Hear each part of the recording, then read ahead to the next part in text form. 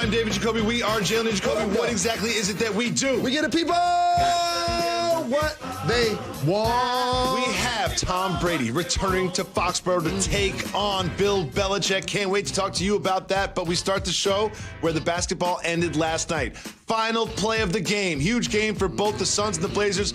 Booker rises up, shoots. Did he get fouled? Everybody's got a little light under the sun, under the sun. Booker, that's the best thing that could have happened to him last night because he just did a double dribble. Carmelo Anthony did a great job of forcing the turnover. Covington missed 2 free throws for the Blazers. And yes, Norman Powell, Jacoby, his hand got caught in the cookie jar. A little bit. You got to slide your feet. You got to contest it. You got to play without fouling. You got to trust your discipline. And late in the game, you can't give Devin Booker an opportunity to go to the line. He's virtually going to make those every single time. See him reaching. Absolutely. He did it. Yeah. But also, I have to do another couple of things. Shout to Mikal Bridges. Also, a young player, had over 20 and 10 boards. I remember when he got drafted, and his mother was working for the Sixers. He got picked by them, and they got traded to the Suns. Yeah, I remember that too. You remember that? So I'm rooting for him. And also, Cameron Payne. And let me say this. Big shout, young fella, because you proved something to me. Because in OKC and in Chicago, I didn't think he had NBA game. I felt like he was on the sideline dancing and showboating a little too much. Like, I remember Danny Green was doing that as a young player with LeBron in Cleveland. I saw him as a young player doing that with Russ. It's like, Russ can do that. You got to still ball. And I think it took him a time to find his way. He's found it. Shout out to Monty Williams and the player development, my little brother Willie Green on their coaching staff. And now he's playing quality minutes for a Phoenix Suns squad that really needed a victory, Jacoby. They did. They want the 1 seed. They'll probably end up the 2 seed. And at this time of the season, there's all this jockeying for who's going to play who and who matches up with who. And here's what Chris Paul said about that after. Point guard. You guys could play the Lakers in the first round. You could play the Warriors in the first round. Man, Chuck, I hate to cut you off, man, but I've been in the West my whole career. West ain't never been easy. I don't care who you playing, what series it is, what game it is. The West always been a beast. So Chris Paul's acting like he doesn't care who they play in the first round because the West is so hard. Do you believe him? It flies for him, but not for everybody else. That's fair. That's just how he said. I've been playing in the West my entire career. He's the one that has the war wounds in the playoffs with multiple teams. Not Devin Booker. Not Mikal Bridges. And last night, DeAndre Ayton was not even playing. And that was another great reason why they was able to get a victory. But you must say that because he's the leader. He's the point guard. What is he supposed to say? I don't want to play against the defending world champion Lakers. Yep. My good friend LeBron James and Anthony Davis. He can't act like he's ducking that. Well, I'm glad you brought them up because the more you see this and you see even with the Blazers loss, it looks like those Lakers will end up as the 7 seed or the 8 seed. That means it could be a potential matchup with Chris Paul. Which is interesting. However, they've still got games left to play. Okay. Should they rest LeBron and AD or play LeBron and AD, try to get the 6th seed? All situations aren't created equal. And you know I don't like load management. Shout to the play-in series that now we're not using those terms because everybody has to compete to the end. But this is a unique injury. It's a groin injury for a player that has a history of multiple injuries anyway in Anthony Davis. Okay, LeBron James is up there in age. You hope to see him play a little bit before the playoffs. If he could give you 24 minutes in one of these games, that'd be great. But at the same time, if they do fall, when they do fall into the play-in, somebody still got to beat them twice.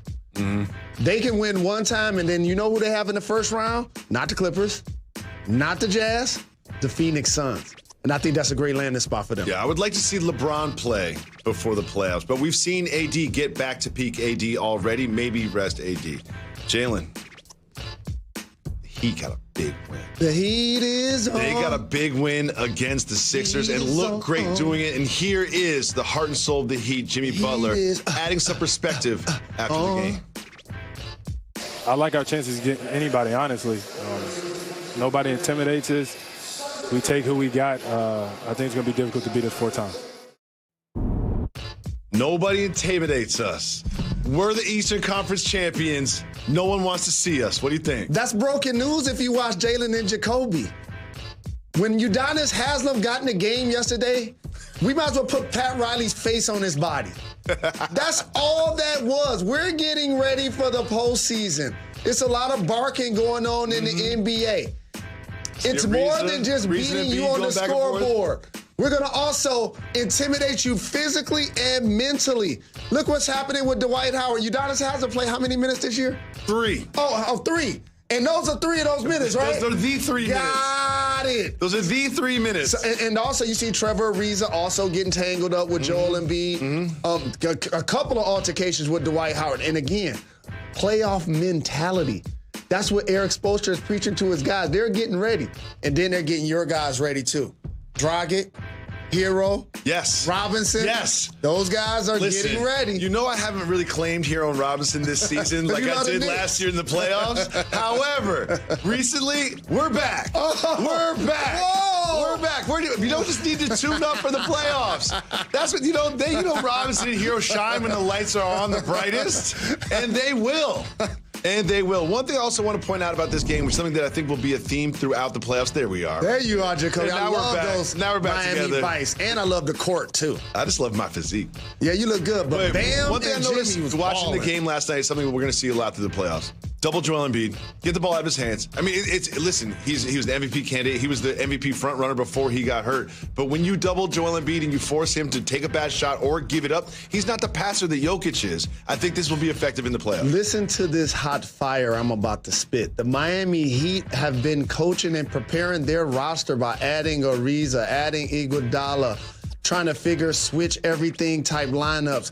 And I've seen them do 2 distinct things that we're going to come on this show and everybody's going to be like, oh my goodness, the Miami Heat did a terrific job of extending their defense against the Nets and trying to take the ball out of James Harden and Kyrie Irving's hand.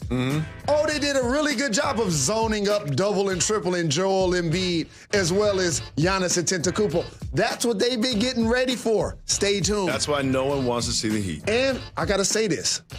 They punked the Sixers in that game. They sure did. And based on that, now the Sixers got to respond. Jalen, that Heat was great for Miami. Really bad for the New York Knicks. Because the New York Knicks were down in the third quarter against the Spurs. Things were looking bad, but it was a great comeback win. There was Julius Randle playing well. And Alec Burks is back, Jalen Rose. It was great to see him because he had missed a lot of games. And this is the player development that I'm talking about, Jacoby.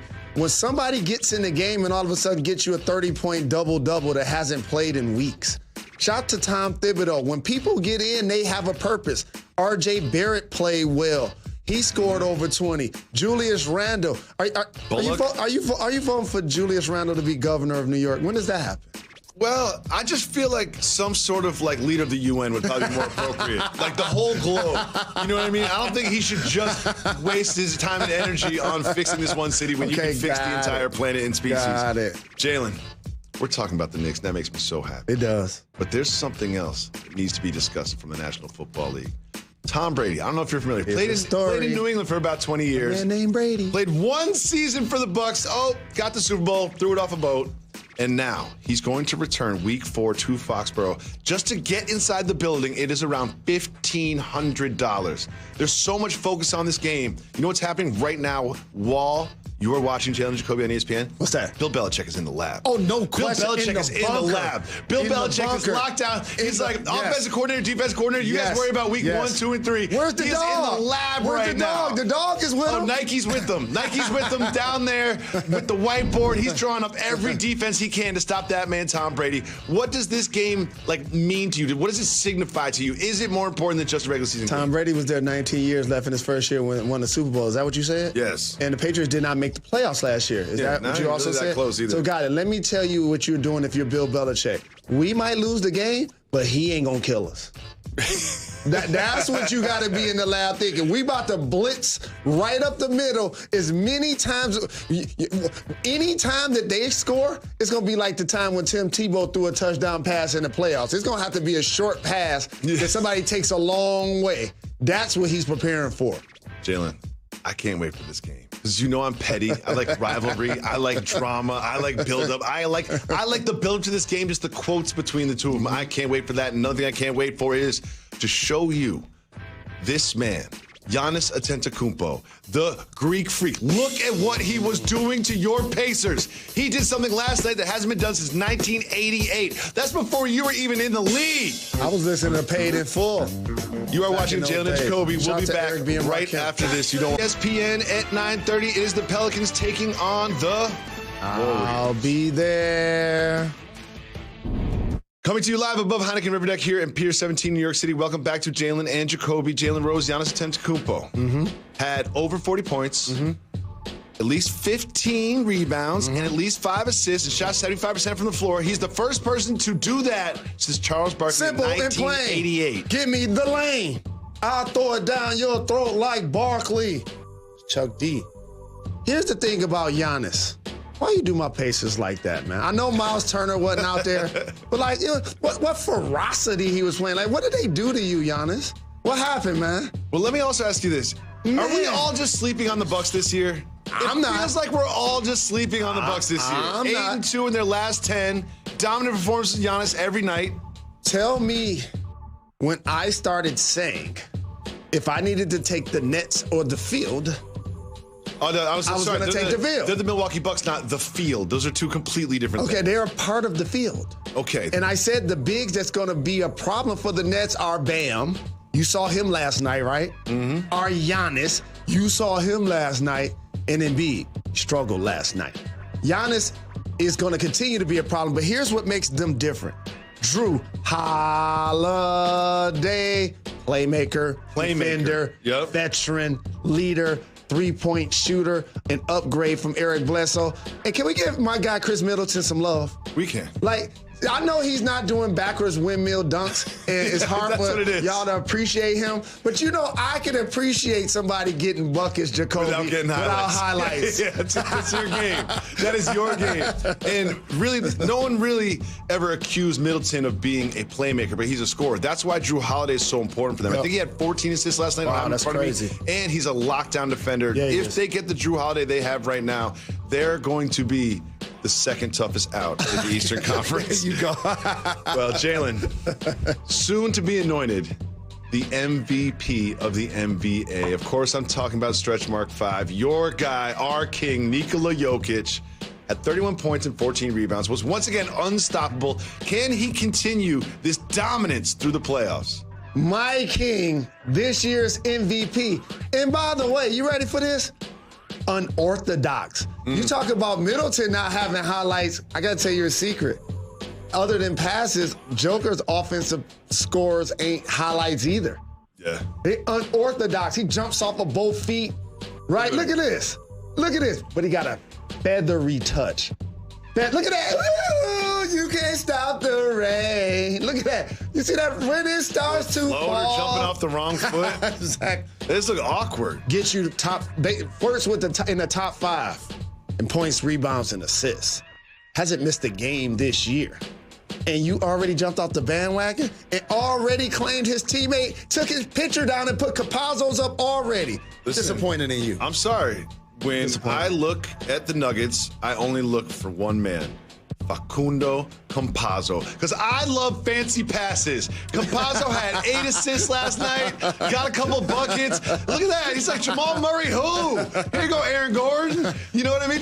He's just electrifying. And I like that he's tough. He's got that Napoleon complex about him where he's just been a little guy his whole life surrounded by big guys, and he's just not going to hear it from anybody. I love Facundo Campazzo. He is my king. Shout to Josh Kroenke and the Nuggets front office. Because if Jamal Murray didn't get hurt, and you add JaVale McGee, you add Aaron Gordon, they really flirting with coming out of the West. Seriously. They still are.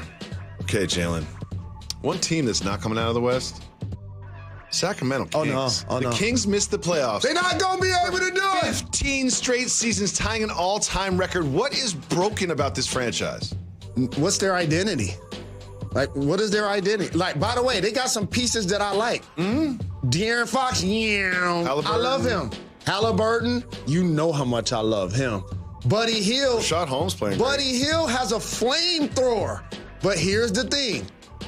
When you have so many different general managers and you have so many head coaches, you lose players like Bogdanovich. You notice he playing for the Hawks, right? Just let him go. Right? Why? Just say bye. We're not going to match that. Go ahead, bye. You don't make the playoffs by letting go good players that just scored 27 points last night for the Hawks. It is time. Soft mover, boss move.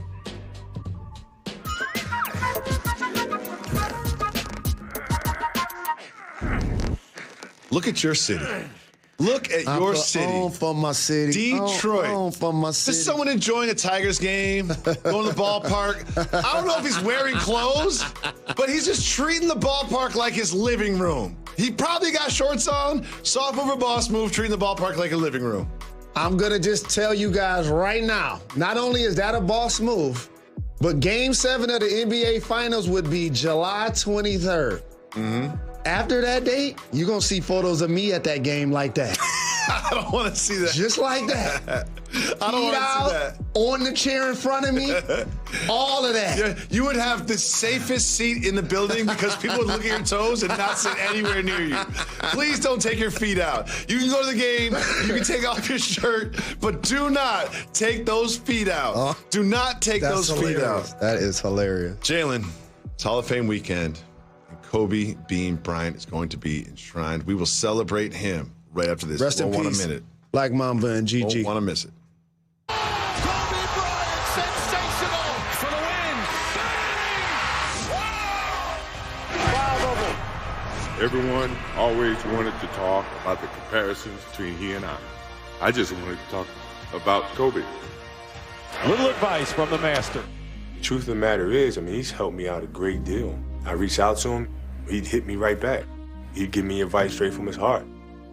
I wanted to be the best big brother that I could be. Jalen Rose is going to be an emotional weekend in Springfield, Massachusetts. First, we'll discuss the enshrinement of Kobe Bryant. What do you think that will be like, and what do you think his legacy will be? It's going to be extremely emotional. His legacy is definitely as one of the top 7 or 8 players to ever play in the NBA. And as I mentioned, if Michael Jordan is the original, Kobe Bryant is the remix, baby.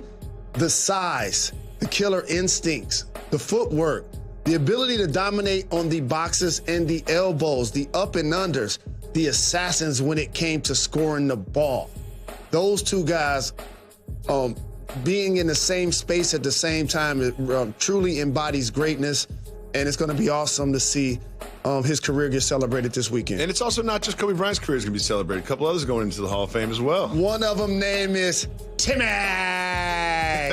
the big fundamental. Remember when he first came into the league, shorts down to his knees, making bank shots, grabbing every rebound, blocking every shot? And then that's another beast right there. The big ticket. He was that first dude that was out there positionless basketball, trying to guard 5 different positions, 7-footer, running pick and roll between the legs, behind the back, that kind of, and the ferocity that he played with, the intensity that the big ticket played with. This is a terrific class. Jalen, you know what my family did last night? What's that? We watched the 144 documentary. That's dope. That was produced by our homegirl, Chanae, and many others. It was a great documentary, and also Congratulations. That the WNBA season returns this evening. And do you know what that means? Our girl, Sabrina Ionescu, will be on the floor for the New York Liberty in New York City. I can't wait. I can't wait either. Shout out to Skylar Diggins. She going to do work out there in Phoenix. You got Candace Parker that's going to be in Chicago this year. I'm excited about this season. Absolutely. And if you have not seen the documentary 144 about the 144 women that went into the WNBA bubble. And you never better talk about the NBA and not mention Breonna Stewart when I'm around. I'm a huge Stewie fan. Superstars. Okay. And beige. I like the jump hooks. We will be back to discuss the play-in tournament matchups because they'll be set when we are back on Monday at 2 p.m. Check us out every day. Set your DVR. Tell a friend to tell a friend. The industry tastemaker's favorite television.